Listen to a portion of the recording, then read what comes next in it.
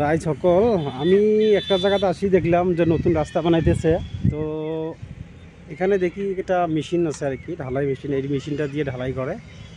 এটা রাস্তা হল নতুন রাস্তাটা হল মানে কি, যে ধুবড়িতে যেটা ফুলবাড়ি ব্রিজ বানাইতেছে সেই ব্রিজের নতুন রাস্তা এইখানে বানাইতেছে আর কি। তো যাওয়ার মতন নাই এইখানে, তো বার দেখতেছি, দেখি যেতে পারি কি না। ও এইখানে ঢালাই করতেছে আর কি।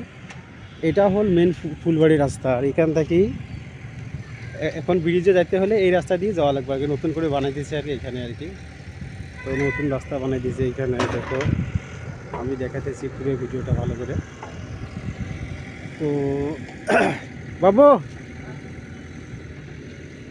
তো মেশিনটা খুব ভালো মেশিন আর কি। এটা দিয়ে কোনো মানুষের দরকার নেই, এমন হাজার মানুষের কাম একলা করতে পারে আর কি। মেশিনটা এত ভালো মেশিন আর কি। কেমন লাগছে? এখানে নতুন রাস্তা বানাইতেছে, তো ফুলবাড়ি ব্রিজের মেন রাস্তা হয় এটা। ভাই আরও ভালো ভালো ভিডিও দেখাবো, যদি ভিডিওটা ভালো লাগে লাইক শেয়ার কমেন্ট করবেন।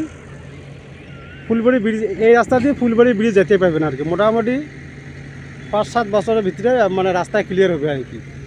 রাস্তাটা খুব ভালো আর কি। তো মনে হয় আমরা এখান দিয়ে যেতে পারবো না আর কি, অন্য রাস্তা দিয়ে যাওয়া লাগবো।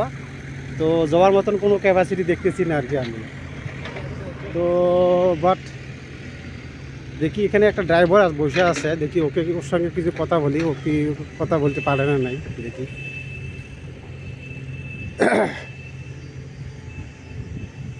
হ্যালো ভাই, এটা মেশিন দিয়ে খালি এই এই ঢালের কাজ হয় না আর অন্য কিছু? খালি ঢালের কাজ হয় না? তাকে তো তো আমি শুনলাম আর কি এই মেশিন দিয়ে অন্য কাজ চলে না, অনলি ফর ঢালের কাজে করতে পারে, বাকি অন্য কাম মানে হয় না আর কি। সেটা দেখলাম। তো দেখি আরও একটা মেশিন দেখা যাইতেছে ওইখানে আগে। তো চেষ্টা করবো আর কি আমি দেখাইতে আর কি। তো বাট আমি ভিডিওটা এখান থেকে আমি শেষ করলাম।